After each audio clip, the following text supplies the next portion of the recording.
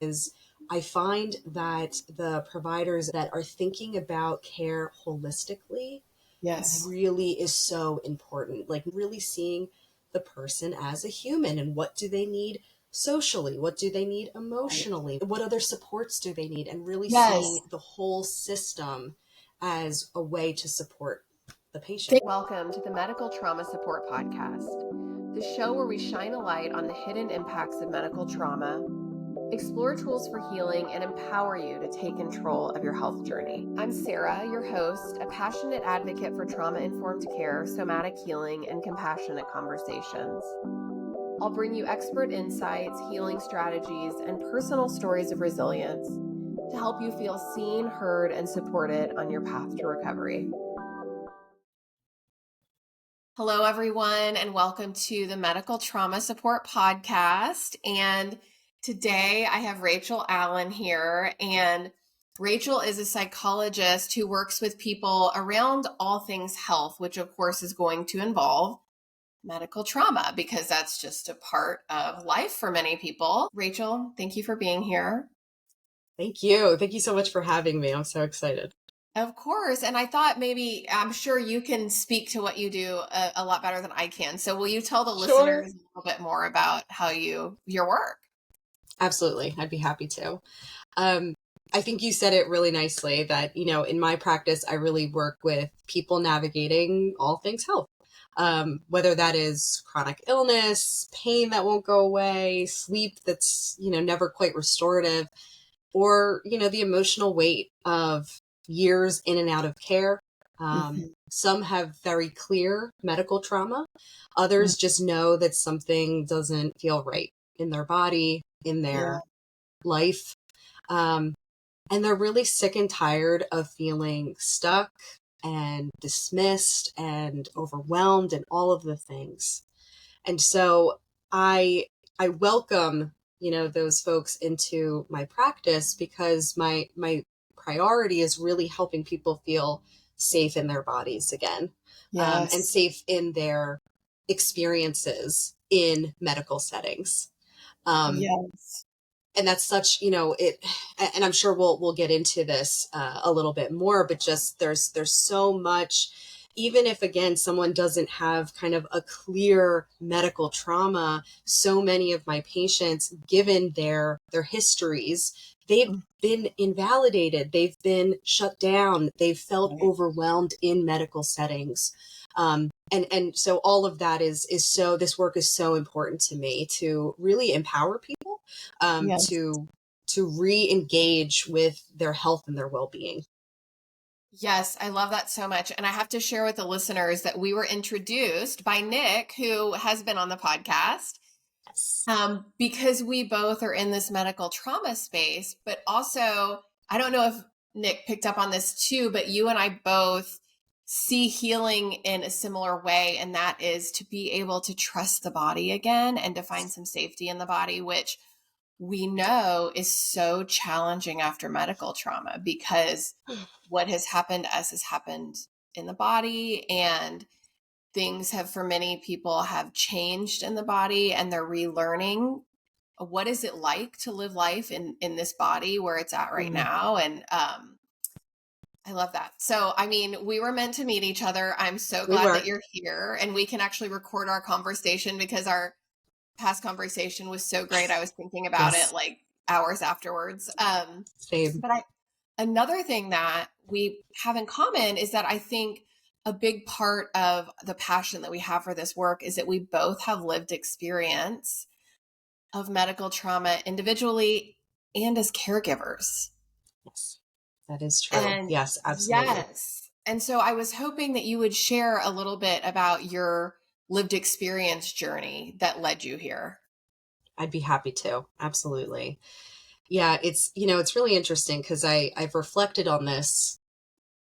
I would say pretty recently that, I got started in this world not with lived experience. I got started in working in medical settings and seeing the impact of medical trauma, like when it was happening, specifically in like trauma 1 hospitals. And I don't think that I was able to truly understand the experience until I was the patient, Right. which is, I think, really consistent for a lot of folks, that it's hard to truly empathize until you're in it, or unless you're really exposed to it in some capacity. And so this work really became meaningful to me, as you mentioned, after some personal experiences happened. Mm-hmm. The first, for me personally, was I had a traumatic birth, the birth of my son.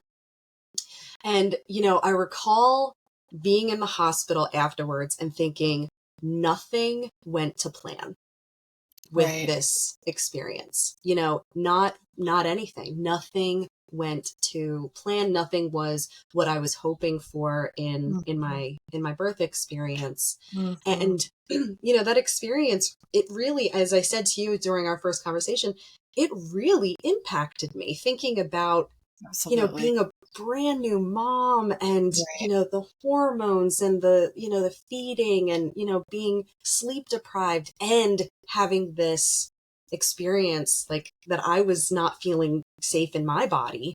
On top of all of that, what a powerful lesson to have about Oh my what goodness. other people are experiencing.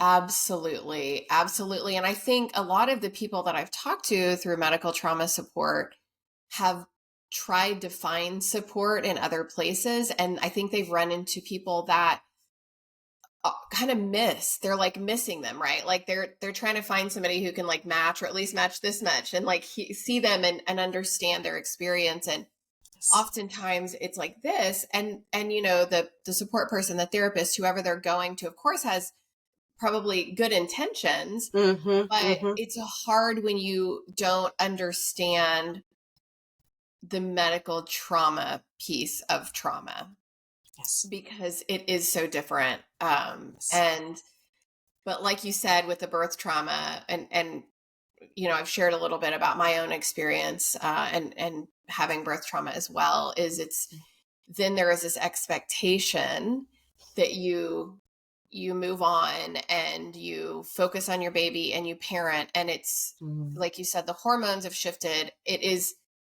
so challenging. It's so beautiful too, right? You have this person that you've worked so hard to bring into the world and to grow in your Yes. body, and so there's a lot of beauty there too, but it's really challenging. It's a very hard way to step into parenthood after Yes. having experienced trauma. And I don't know about you. I would love to know how you Yeah. kind of handled it. For me, I tried to pretend that it didn't happen, which I wouldn't do now, I don't think, but Yeah.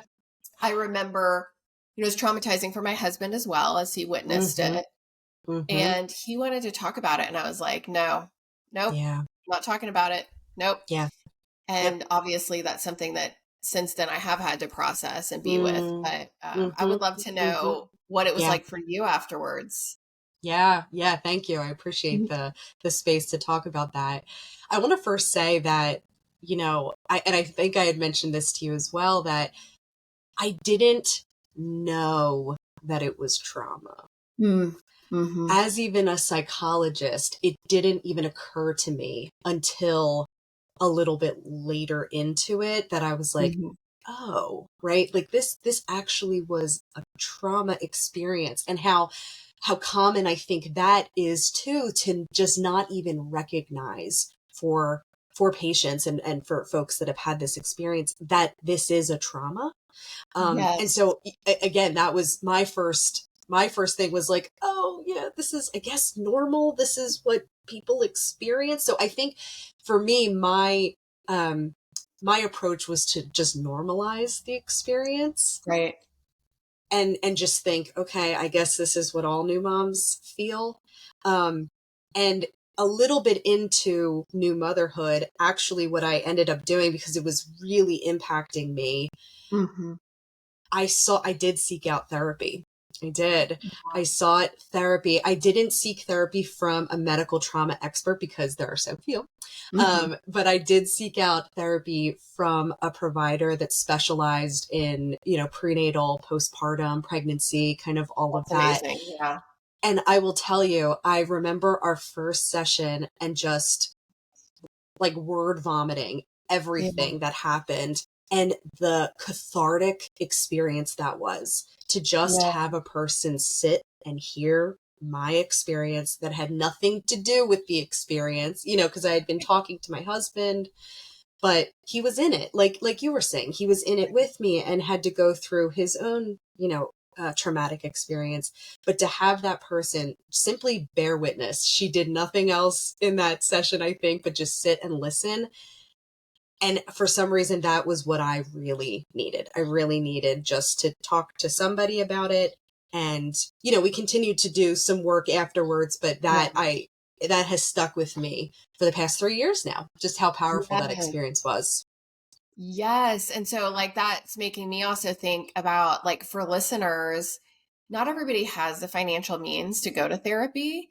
True. It's unfortunate that it's not available to everyone. But so maybe if you're listening and you don't have the capacity, the accessibility to find a therapist, maybe there is a trusted friend or someone else who can just listen, and you can actually like preface it by saying, like, you can say, I just want somebody to listen right now. Can you listen? And then maybe give me a hug at the end. Because sometimes just being able to be seen and validated is like step one, right? Like, oh, I am seen. Yes. Yeah. Yes. I love so much that you're saying that. And I don't know about you, but I have made it a like mission since having this experience that whenever a friend is a new mom, to like offer that in kind of a subtle way, like, do you want to talk about your birth story? Like, I can Yeah. be here for you in that way, not Yeah. as a psychologist, but as a friend. And most of the women in my life take me up on it because they Yeah. just, whether your birth was traumatic or not, it's a right. I mean, it is Yes. so heavy and big, and you want to talk about it. Some people don't, and that's totally fine. But I've really just tried to make it part of my being a friend to just offer that space to my friends as they are Right. entering motherhood. Yeah. And to let them know, like, I see that this was a huge life changing experience, regardless of whether it was how you hoped or if it was the total opposite of how you hoped. This is life changing. And so to know that they have somebody that like sees them in that too is so helpful. Yeah. Yeah, after becoming a mom, what I do for new moms is very different than what I would have done beforehand. I remember before we had kids, we Yes. showed up at somebody's hospital room after she had a baby with cupcakes. Like, hi. Yeah, And then I'm like, I can't believe I did that. Like once I I had get kids, it's it. like I cannot believe I did that. Um, yeah. So you live and you learn. That's You just do. how life goes. You live and you You learn. do. You absolutely do. I know. I have a similar, a similar memory of when I again was in new motherhood. I remember texting a friend who had had children years prior, and I just said, "I am sorry, I wasn't there for you in the way that I feel like I need someone here for me now." Yes. And she was very much like, "You didn't know. You can't know. It's so You can't challenging to know. really know when Yes. you're not in it yet." So, Right. but yeah, I hear you. Absolutely. Yeah, Well, thank you for sharing that about your own sure. experience. Yep. And you've also shared with me that you have the experience as a caregiver to somebody going through an intense medical experience. And will you share like what you feel comfortable sharing with that with the Uh, listeners?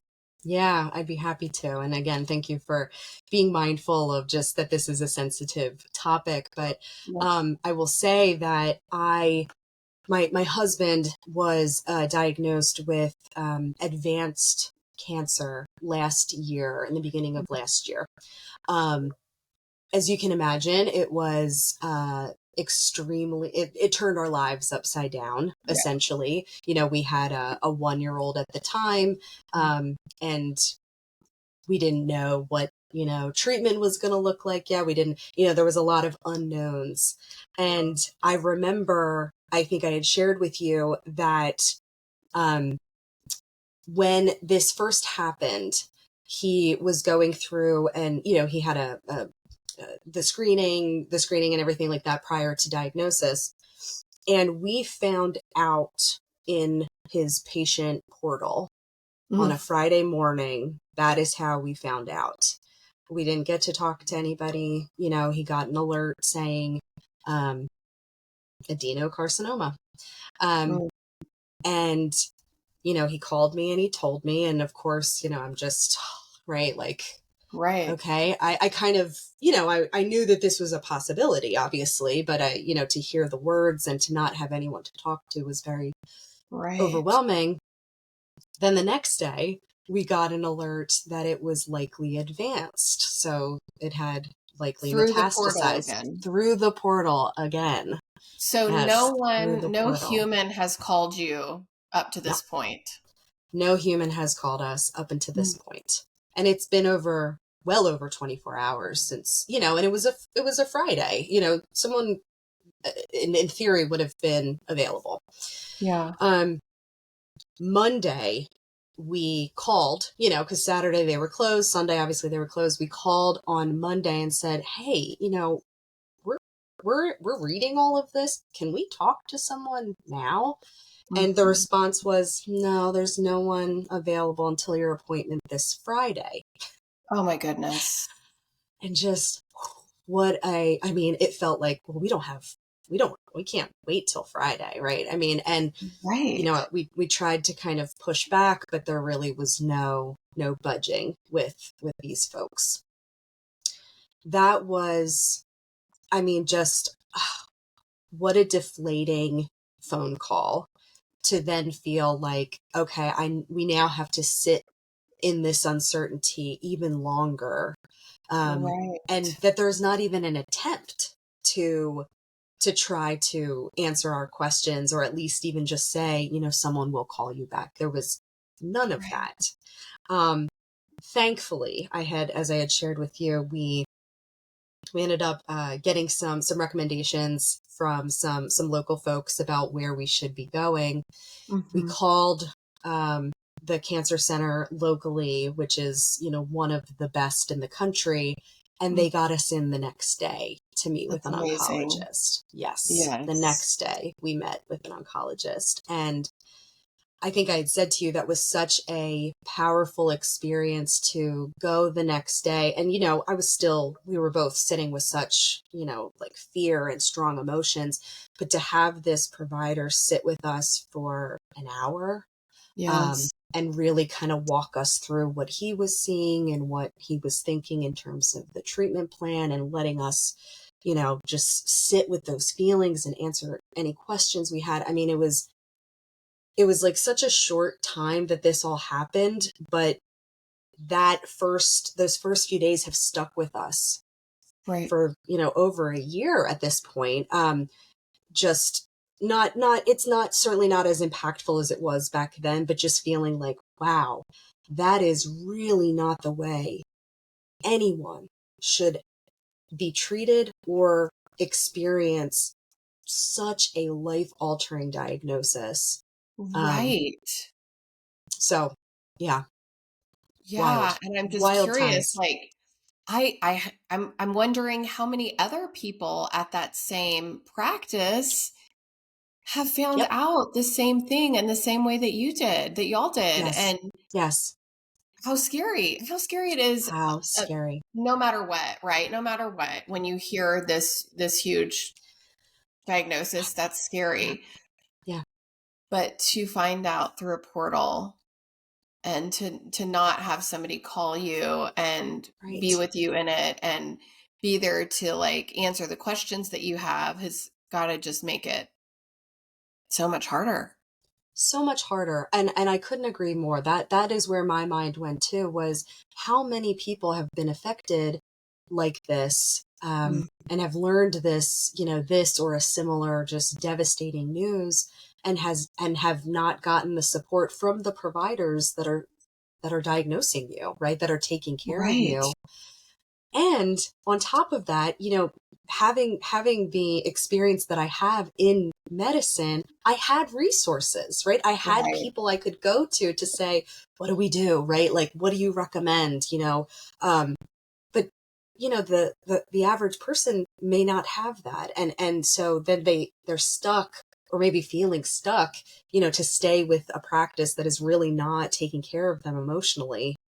Yes. And, what impact does Yeah. that have long term, I guess?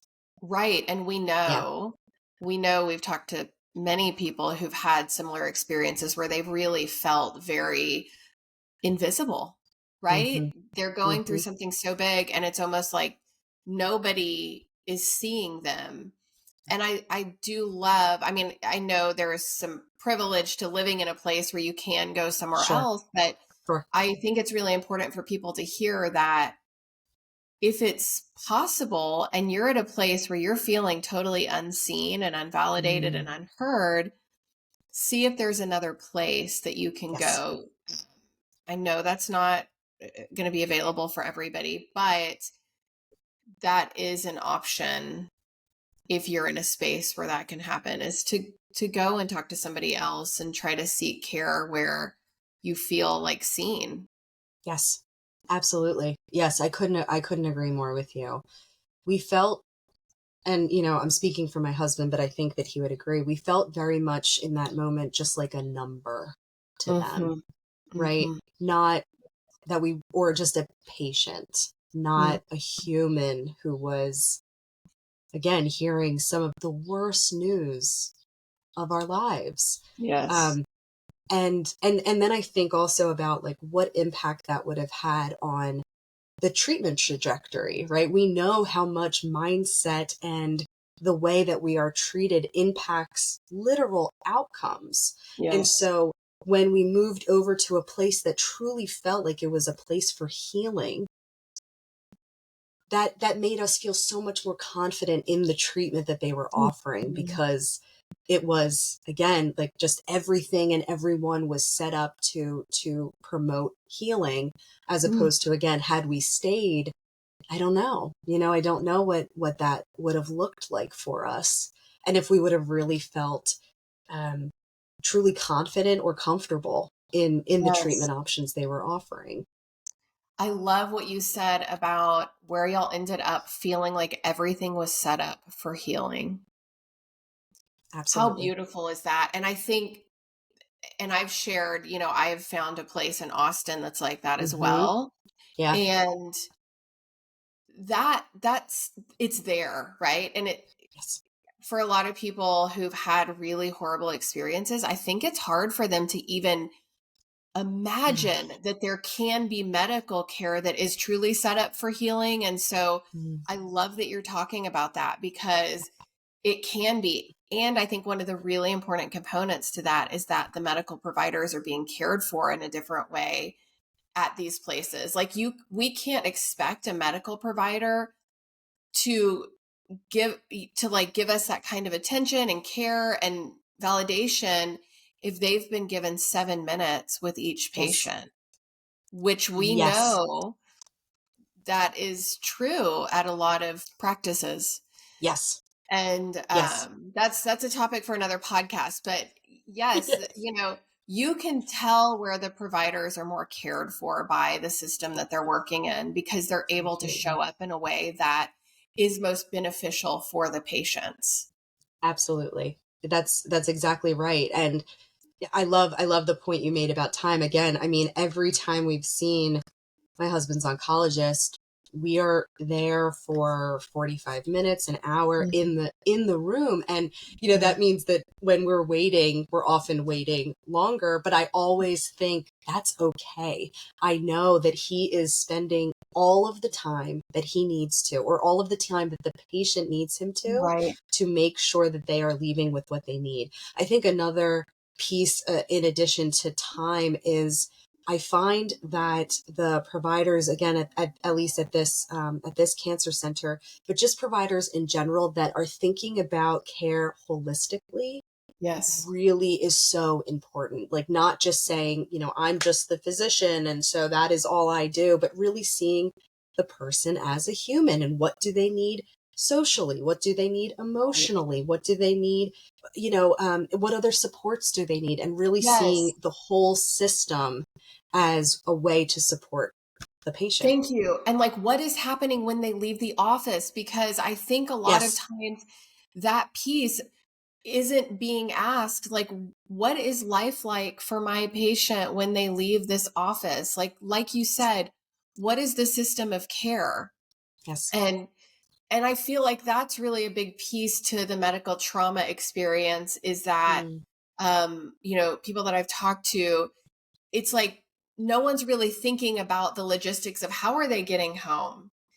How are they getting back to do these appointments? Like it's just beautiful when there is a practice that is looking at this like bigger picture. And it's really funny. Something I was thinking this morning is like, why is it so common for people to go to doctor's appointments alone? Like, why are we not always bringing somebody who we feel safe with and who we love, especially to appointments like this, like an oncology appointment, or a screening appointment? And that's so funny we're talking about that because I was literally this morning thinking like, why is it not just like social practice Standard. for us Yes. to just have somebody with us and for people who don't have a partner or a friend or somebody close to them to have access to a patient advocate. Absolutely. That is Absolutely. affordable because, patient advocates, they can be really expensive They and can. not that I'm judging what they're charging because they're coming in with a lot of experience and they're stepping into really intense spaces, but it should be part of the system and the model that there is support available to people when they're Yes. stepping into these settings. I mean, I think anybody going in for cancer treatment should have a support person with them. And if they don't have somebody in their life who's capable of doing that with them, that the hospital or the practice connects them with a patient advocate. But that's, system stuff that I hope will change as more awareness of medical trauma, comes out. But I thank you for sharing that. I know that's still somewhat new, that experience, and I know very personal. I'm curious as the caregiver, if there were things you did to take extra good care of yourself, or maybe you didn't do them in the moment, but things that you, looking back, wish you had done as the caregiver. Yes. I would say both, but I'll start with the things that I wish I would have done right from the beginning. Was to get comfortable in the discomfort of asking for help. I think for a lot of people, and myself included, that was a challenge to ask for help of from other people to support us, like literally in terms of helping out with childcare or helping out with meals and things like that. But that is really key. And I remember having this experience where we were I had a very large group text chat with a lot of family members who wanted updates, and it was just kind of an easy way to have everyone together without having a million texts. And I remember one of my family members said, they didn't say, "What do you need?" They said, "This is what we're doing for you." And that, taking the onus off of the caregiver to have to delegate tasks, was so huge for me. And it made me feel more comfortable then asking for help afterwards, because it signaled to me, these people are safe. They want to do more, they're not right? just asking the question, like, Right. how can we help? Let me know. And I'm definitely guilty of saying, please let me know how I can help. But I love what you said. And I want everybody listening to hear this. Yes. So when maybe you're in the situation where you need help, or you're in a situation where you can provide help to somebody, you can just say, listen, I know this is overwhelming right now. I don't even want to have to ask you what you want from me. So this is what I'm going to do. I've got a meal I've made for you. I'm bringing it over in a cooler. I'm putting it on your porch. Oh, and by the way, I'm coming over Tuesday and I'm going to clean all the sheets in your house and wash whatever laundry. And all, if you have any specific instructions, leave them on the laundry machine. Yeah. It also makes me think about how to support new parents. It's like kind of a similar thing, right? Is like, Yes. yes. But Yes. I also think it's so important for people to think about the discomfort of asking for help. Because Yeah. I think most people listening can probably feel that. Like I know that feeling in my body. And I also know the feeling of when I step into the discomfort and I receive, and Yeah. how it's like it fills your heart to Yeah. receive help. Yeah. It does. It absolutely does it fills your heart. That's a beautiful way to say it, and it's accurate. And I had heard something maybe in the last few months about, a lot of people talk about wanting a village, right? Mm-hmm. New parents a lot of times, but Yes. just in general, right? We want a village. And this person said, if you want a village, you need to be comfortable being a villager, which means asking for help, not just Yes. being willing to give help, but also ask. That's the village, right? We have to Yes. be comfortable doing both. Because if Yes. we are always the one taking care of others, then people don't really, they don't necessarily feel like they can offer you help because you're the helper. So Right. we need to be the ones to, again, as we both said, sit with the discomfort that comes with asking for help. And I know a lot of folks feel like, well, I just don't want to be a burden, right? I don't want to put anything on others' plates.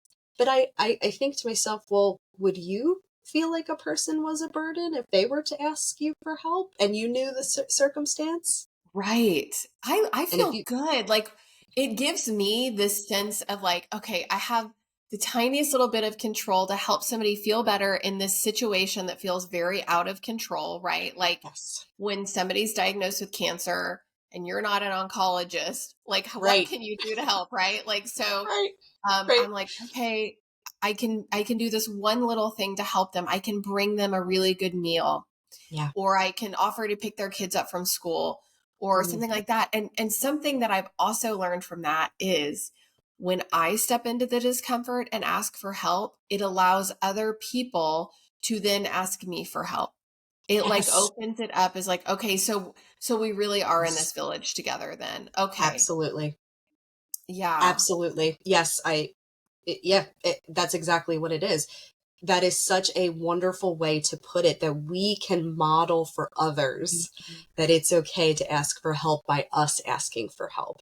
And what a Right. powerful gift that is for other people. So if you don't feel comfortable, taking it on for yourself as a benefit to ask for help, then perhaps that's a way to think about it. I am helping others by modeling this behavior in help seeking, because I Yes. will hopefully make other people feel more comfortable to also help seek. I love that little Yeah. reframe.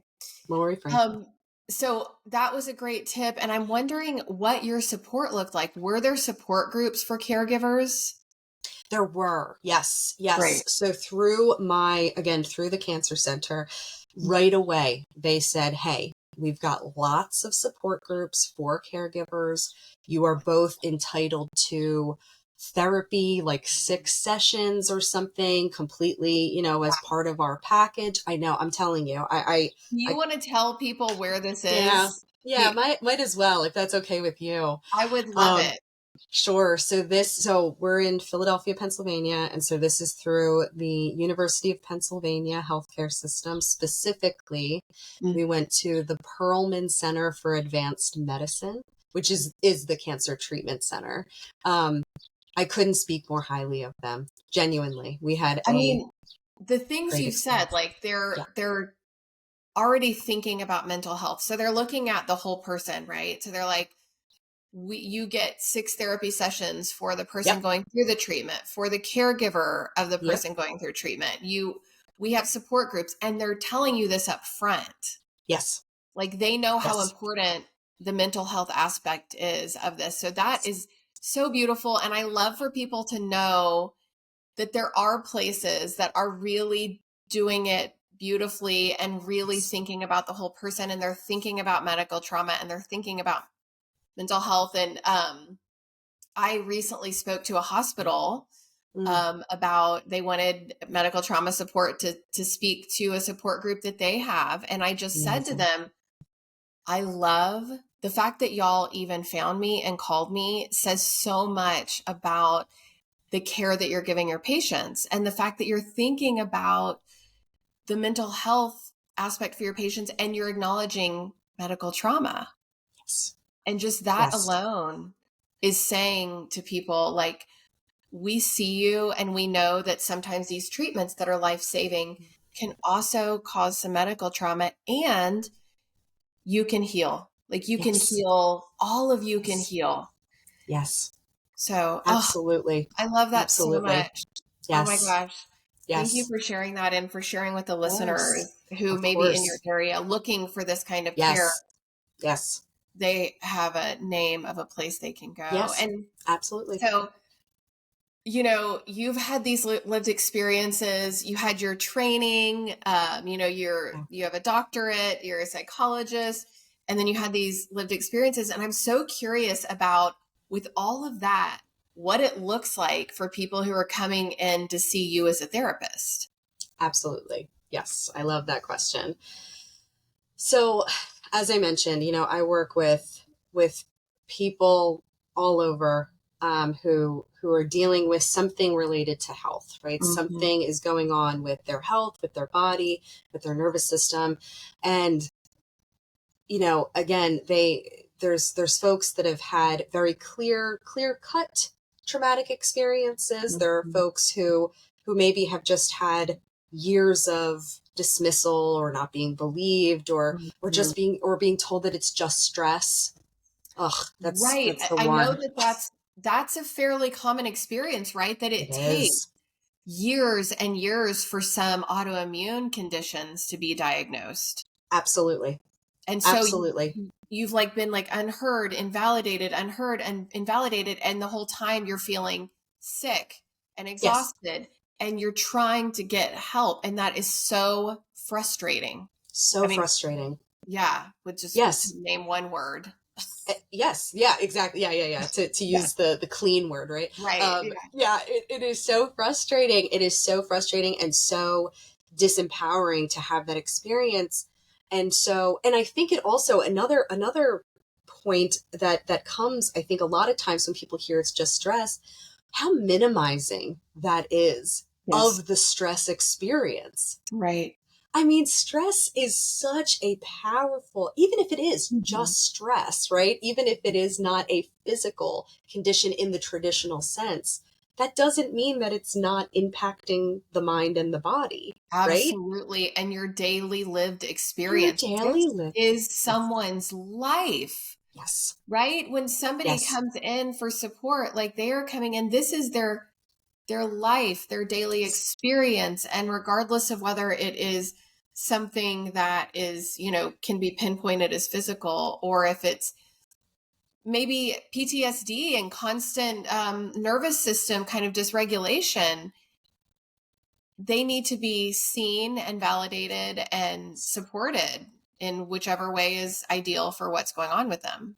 That's right. That's exactly right. And I think it really, again, if we're minimizing, if medicine minimizes stress or anything that's kind of lives in the mental health realm, well, that doesn't make a person want to seek mental health support because it's been so minimized by, the medical team. And so a lot of times, as you had mentioned, it takes years for someone to actually get in front of me in a chair until they finally say, this is not working. What I am doing, or what, medicine has been doing for me, is not giving me the answers that I need. I'm now willing to, think about it perhaps from a different perspective. And so going back to your original question, therapy what I really try to prioritize is building safety first and foremost, Mm-hmm. Not jumping in necessarily to the Yeah. trauma, right?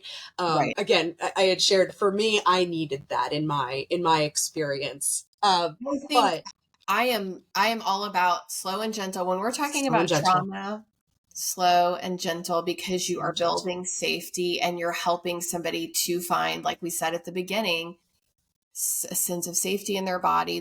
They start to be able to trust their body, build that relationship again. And for some people, maybe for the first time, right? If they have also experienced complex trauma, to just help people do that. And it is not an overnight experience. And actually, one of my teachers who was on the podcast, I'm almost certain it was her that was talking about, like, it's like reconnecting to an old friend. Oh, Right? yes. You're not like, Yes. hey, I haven't seen you in 10 years. Let's book a trip for 2 weeks and go to Europe and share a hotel room. No. Right. It's like, Right. let's No. let's let's get a coffee together. Coffee. Yes. Right. I love that. Oh, my headphone just fell out. Yes. I love that. I think that is such a beautiful and accurate and powerful metaphor for this, that yes, Yes. we need to take this slow, right? Like, Yes. another analogy in a relationship, right? You meet someone, you want to take things slow, you want to get comfortable. And so a lot of that starts with kind of helping people notice what's going on in their body. Right. So much of this is, avoidance of not just kind of the obvious, like avoidance of going to, a medical facility, but also avoiding like the feelings that come up or the physical sensations that come up, because it all Right. just feels too much. And Yes. And so, yeah, I was going to please. say, that's oftentimes when people start to use substances, or Absolutely. they stay very busy, because then they don't have to feel it. And I also wanted to, like, validate for people listening, when you first start this work and you do first start stepping back into the body, it is hard, right? Like, it's hard. And if you are somebody who's like, I don't want to feel it, like, I get it. Yep. I get it. Yep. And I think that if you want to heal and you want to move through this and you want to be able to find like a sense of peace and safety in your life, you do have to feel it. Yeah. I love that you brought that up. And I think sometimes I'll kind of play devil's advocate a little bit if I'm getting that sense from a person, and I'll say, well, you're suffering either way. There's Right. pain on either side, right? There's Right. the pain of staying the same. Mm-hmm. There's the pain of change. And Mm-hmm. you're here because you're not happy with the status quo. Right. Can we approach pain? And also, can we discuss having a different relationship with the pain that accompanies Yeah. it, right? Pain doesn't have to control you. You can approach it in a different way and establish a different relationship with it. And I'm using pain broadly, the body, we could replace it Right. with so many words here, but Yes. again, you're in pain one way or another. One maintains the status quo, one leads to growth. Right. Right. And in some of my deep healing, Mm, I would look at the magnet I have that says, if you're going through hell, keep going. yes. And I believe it was Winston Churchill who said that. But I think so too, yeah. I looked at that magnet quite a bit in certain parts of my life where I was like, okay, I'm going to keep going. I'm going to keep going. I'm going to see light at the end of the tunnel at some point. I know it's going to happen. And to go back to birth, I used my birth experiences to keep myself going sometimes in some of those Mm, hardest times, because I remembered that. And I was also a doula, so I was with other people in birth. When it feels like you cannot take another step or deal with mm, another contraction, that means your baby is almost out. So I remembered that in the most intensity, it means I'm almost on the other side. I am uh-huh. almost there. Yes. So I hope that can help somebody listening, because if you're listening and you're in one of those really dark places, I guess there's another phrase, it gets darkest before the dawn, right? Like, sometimes the most intensity means that relief is just right around the corner. So I hope that helps. Also, if you're in that place, please reach out for support to somebody in your life that you feel safe with, or to reach out for one of our peer support groups, or reach out to Rachel. And that actually leads me into, do you have any space to take new clients? Is that I do. okay? Yes, I do. Yes. Great. Tell us more about that. Tell listeners about that and how they can get in touch with you, how they can find you. Yep. Maybe they're not ready to start therapy yet, but they want to, I don't know if you're on social media or anything like that. Okay. Yep. Absolutely. Yes, for sure. So for folks that are interested in getting in contact, I would say the best way is either through my website or through my Instagram, and both have the same name. So hopefully it'll be real easy for folks. So my practice is called Everwell Behavioral Health, EVERWELL. And so if you go into Instagram and just put at Everwell Behavioral Health, you'll find me, or everwellbehavioralhealth.com. I am very lucky to be able to serve patients in over 40 states with an authorization called PsyPact. So I get to meet people from all over the country, which is great. And yeah, feel free to reach out, or just follow me on Instagram if you want to just get some more information, or send me a message. Whatever is what you need. I am happy to be to be a resource. That's amazing. Thank you. And I'll put those in the show notes. So for people listening, you'll be able to find links to Rachel's Instagram and website in the show notes. And Rachel, before we end the podcast episode, I wanted to know if there's any last kind of message you want to share with the listeners. I do. I think I'm going to kind of reiterate something we talked about earlier, which is sit in the discomfort. I encourage you to sit in the discomfort, because healing really is possible on the other side. And I have seen it in my life and in the lives of my patients. Oh, that's so beautiful. Thank you. Thank you so much for being here. It was so great to talk to you, as I knew it would be. Oh, it was so great. Thank you so much for having me. Thank you so much for joining us on this episode of Medical Trauma Support. And I wanted to let you know that we are just opening a brand new community for people healing from medical trauma. It is called the Befriend Your Body Community, and you can find out more at medicaltraumasupport.com.